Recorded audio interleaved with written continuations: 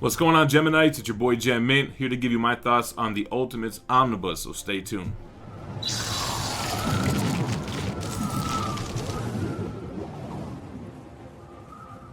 Alright, so I just got done reading Ultimate Spider-Man, the entire run, the death of Ultimate Spider-Man, and then I jumped into the Ultimates, and man, this is not what I expected at all. Whereas Ultimate Spider-Man felt a lot like Spider-Man, the Ultimates did not feel like the Avengers. It felt like an exaggerated take on the Avengers and each character. So what I would like to do is kind of go over each character and how they differed in this run, and then we'll flip through and we'll go over the story, because this covers two volumes, the Ultimates 1 and the Ultimates 2. It's by Mark Millar and Bryan Hatch. We'll take a look at the characters, we'll kind of give a little overview of them, and then, like I said, we'll jump into the story. First, we have Captain America. Captain America is very much that red-blooded American soldier boy, but he feels more like an old man in this run. He feels more frustrated with everything in the future. He doesn't like the music, he doesn't like the TV shows, he doesn't like what women wear. He's ready to beat up the Wasp's boyfriend because he hits her. He's almost like a bully, in a sense. He's just so 1945. More so than I think we've seen in the movies or in other comics. He acts like the 75-year-old man, or however old he's supposed to be. Then we have Iron Man. Iron Man is an alcoholic. He drinks mimosas and champagne for breakfast. He has no problem with admitting that he's an alcoholic. He doesn't try to hide it or stop it. He is always drinking and always drunk. He's always dating supermodels, and Mark Millar likes to name drop a lot. He's dating Britney Spears, Christina Aguilera, like Angelina Jolie, like all of the hot celebrities from that time Iron Man is sleeping with or has dated, has had one-night stands with. Now, he also has a relationship with Black Widow. They even end up getting married. He builds her a suit of armor. It's kind of like what they made Pepper Potts like in the MCU.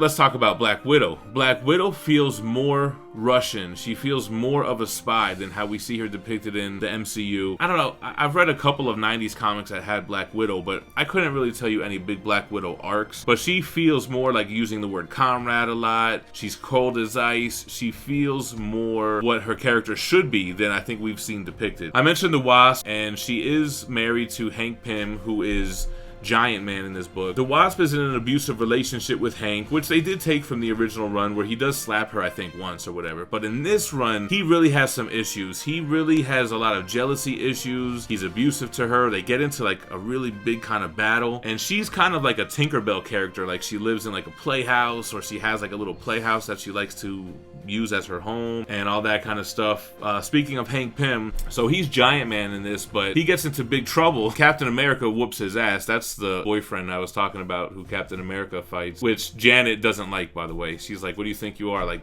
the hero to the rescue or whatever, my knight in shining armor? But Hank Pym, he's very insecure, man. He's jealous of Bruce Banner, and Janet doesn't really make it better. She seems to flirt with a lot of guys and makes him feel very insecure. He's not really pulling his weight around S.H.I.E.L.D. He's supposed to come up with new superheroes and new powers, but he's really not delivering. And he ends up creating the Ant-Man alter ego as a way to still kind of be in S.H.I.E.L.D., but he can't be Giant Man anymore. And that doesn't even work anyway. Speaking of S.H.I.E.L.D., Nick Fury is Samuel L. Jackson. He is the Nick Fury that we have in the MCU, and I love every minute of it. He's written just like Samuel L. Jackson. Like, when you read him, you hear his voice in your head. I like him a lot. I think he is a great character in this arc. Thor. Let's talk about Thor. So Thor is a very interesting character in the Ultimates. They call him a hippie a lot, but he's really like a political type of freedom fighter type of guy. He doesn't want to join the Ultimates. He doesn't agree with how they attack other nations, but they work for an American organization like S.H.I.E.L.D. He's very environmentally conscious to the point where, you know, protests and things of that nature. Thor thinks he's Thor. Thor thinks he talks to Loki. He thinks he's Odin's son. Everyone else in the world doesn't believe him. He is Dr. Blake, and he did have a nervous breakdown, and ever since then he's got this Thor persona. So during the whole run, you're kind of questioning, like, damn, is he really Thor or is he not? They end up finding out that his belt is what enables his flight, his chest piece enables the electricity, and the hammer is the conduit. So you don't really know. I'm not going to spoil whether he is or not in here. I think that's something that we'll leave untouched here. Very interesting kind of mystery aspect to the Thor character in this book, and he was badass. Then you have Hulk. Bruce Banner is recently become Hulk, trying to replicate the super soldier serum that created Captain America, just like in the books. But he's also not a confident scientist. He's also like a sniveling little weaselly kind of character. He's trying to get the Hulk aspect under control, but he ends up turning into the Hulk and demolishing Manhattan just to give the Ultimates a supervillain to go up against, which is part of the first arc, which was a bad idea. Then he goes on trial, he's being held captive. Definitely a different take on Bruce Banner. As the Hulk, he is Grey Hulk the whole time, and he is not smart. He's very Hulk smash. He is very powerful, as you see in the last arc. Quicksilver and Scarlet Witch. Super awkward relationship. Brother, sister, are they lovers? Are they siblings? It's super awkward, but he's a typical Quicksilver with his power set. Wanda has probability control, and they use her a little bit, but not too much. I just thought they really emphasized that Game of Thrones thing they have going on in this book. Hawkeye, total badass. He's very similar to the MCU Hawkeye, but he'll straight murder people, and he does often. He has a very sad arc at the end of this, and it makes him more badass. Think Endgame Hawkeye. They probably borrowed a lot from this run when they did the movie. So that's about all for like the characters I wanted to highlight in this book and how they differ from the versions of them that we're used to. Let's go ahead and flip through. We'll look at some of the storylines and arcs and dig a little bit deeper into the Ultimates. Alright, so a quick look at the dust jacket here. This is from one of the issues. I don't remember what issue because they don't put the cover before each issue, but they do have them all in the back of the book, back to back, with variants.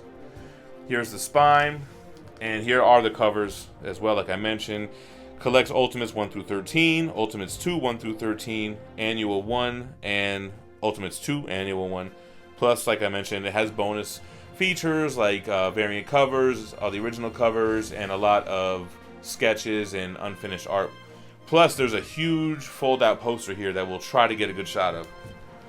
Here's a quick look at the inside of the dust jacket that gives a little explanation of the book and a little blip about the creators. Old school Marvel Omnibus, so just all black with foil letters and logos.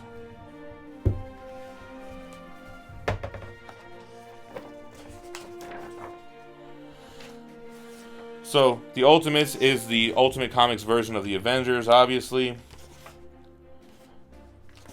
Here's where Captain America, you get his origin, which is kind of similar, but they go more into depth on the actual battle that he was in, leading up to him, sacrificing himself and being, dumped into the ocean and trapped in ice.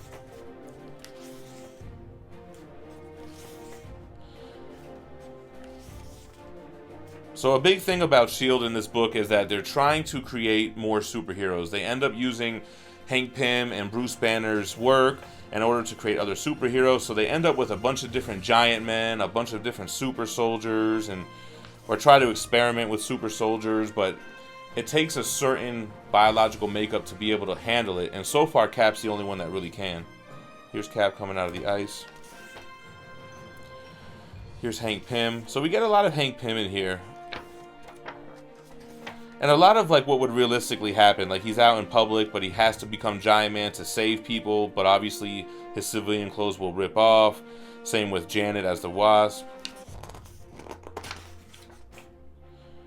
Pretty sad seeing Steve reunite with Bucky, who Bucky ended up marrying his love, the girl that he was supposed to come out for. I forget her name. I think it's Gale. Yeah, Gale. What do you have? Larry King. Tony Stark's in space with Shannon Elizabeth. So, all those kind of like name drops are throughout this book. Here's Thor. We'll see some more stuff from him later. Hulk does Manhattan. So basically, Fury is trying to put together this Ultimates team. They're trying to get Thor to jump on board, and they need something. They need a reason for why the Ultimates team is needed. So Bruce Banner, not being able to come up with anything and not holding his weight around S.H.I.E.L.D., hulks out to destroy Manhattan, kills over 800 people, and is stopped by the Ultimates. Now what's interesting is that they decide to keep it under wraps who is really the Hulk. The public doesn't know that Bruce Banner is the Hulk and still works for S.H.I.E.L.D., which that cover-up comes back to bite them in the ass later on. Here's Janet and Hank starting their fight. She's physically abusive as well. He slaps her.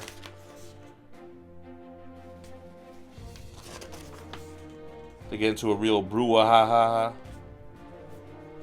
He hits her with the raid. Pretty toxic relationship.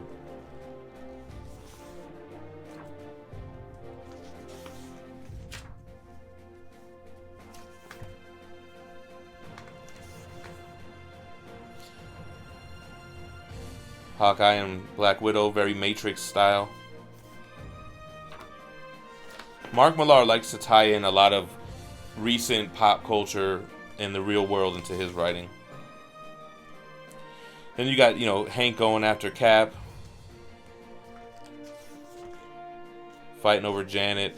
It's funny, so Janet and Captain America do end up becoming a couple, but she can't stand it. He's only wanting to hang out with old people. He's in bed by 9. He's very boring. And she ends up going back to Hank. Which Cap can't understand as a 1945 guy. Like, why would you go back with this abusive person?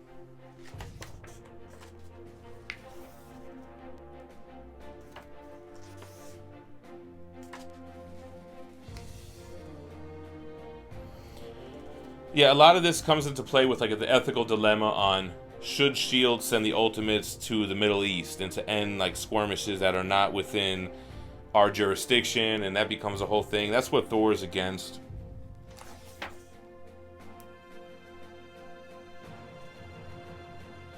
This is the Ultimates version of the Skrulls. So the Skrulls have infiltrated the governments as well here. I'm trying to remember exactly what happened. Yeah, see, Cap, look. Do you think this letter in my head stands for France? See, he's kind of a little bit racist. You know what I mean? Like, he's 1945 Cap for sure. Hulk ends up smashing like he does.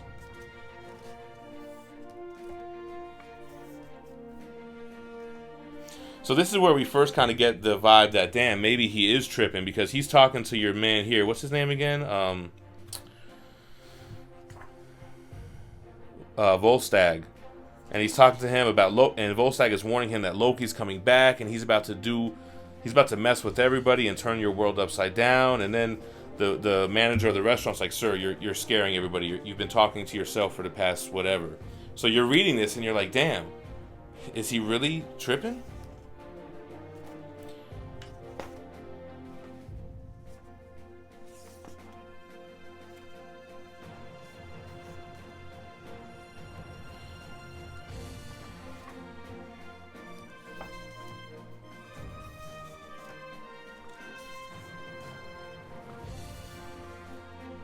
So what's funny is that Hank Pym becomes Ant-Man to try to join back with the Ultimates, but Nick Fury's not having it. So he goes to join another superhero team called the Defenders. And the Defenders in this run are a joke. None of them have superpowers.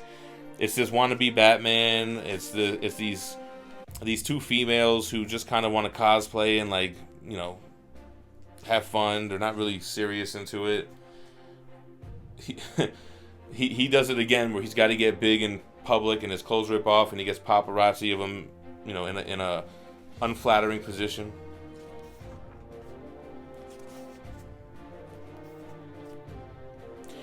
Here's Janet going back to Hank. Here's an attack on Hawkeye's family, which was brutal, man. So we find out that Loki, or at least, we're reading it and we're thinking it's Loki. Like I said, I don't want to really spoil it, but all of a sudden, everyone, the public is against Captain America. The whole team is against Thor, and it causes a civil war. And somebody's behind the scenes pulling the strings.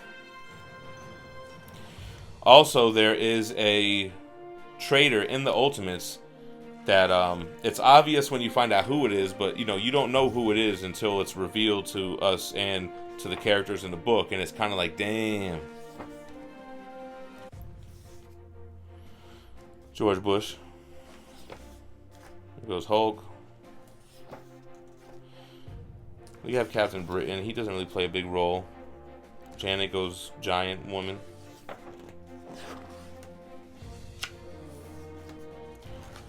And then there's this huge fold-out poster. Let me see if I can get a better view of this. Let's manually pan. So you get this huge gatefold poster that kind of highlights one of the final battles of the arc. Very cool to have. I think this is the biggest fold-out poster I've ever seen.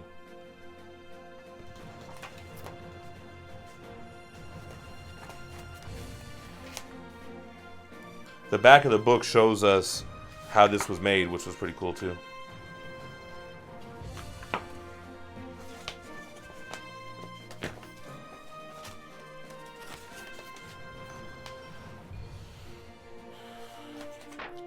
So that's pretty much the gist of it. I mean, they end up having to go against an Avengers team that takes Thor's gear. They're taking S.H.I.E.L.D's secrets and creating their own superheroes with it. And then we even get like international versions of those characters. This is the end of the actual run. And then, like I said, you get all the covers. Wasn't really a big fan of the Iron Man look in this arc. And it's funny, like, inside is all this green goo. Like, I guess more realistic. Like, he would need some kind of coolant underneath all that metal, you know? See, it's found that this is really what helps him have those powers. And, Giant Man and the Wasp, Black Widow, Game of Thrones.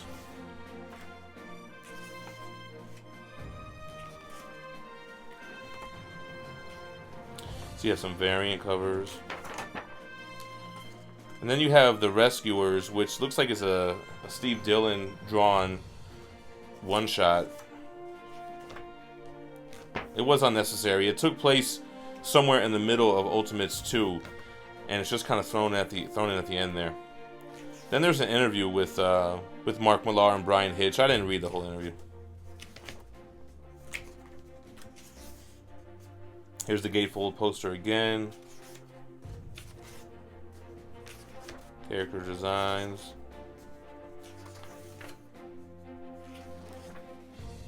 Tell me that's not Samuel L. Jackson.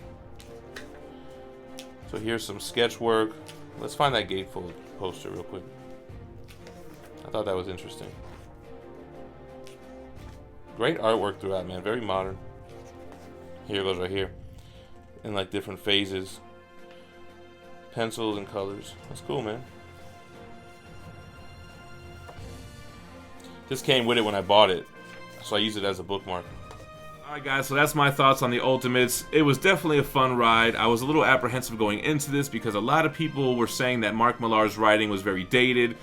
And I guess it was dated in the sense that the president's George W. Bush, and he's name-dropping these late 90s, early 2000s celebrities.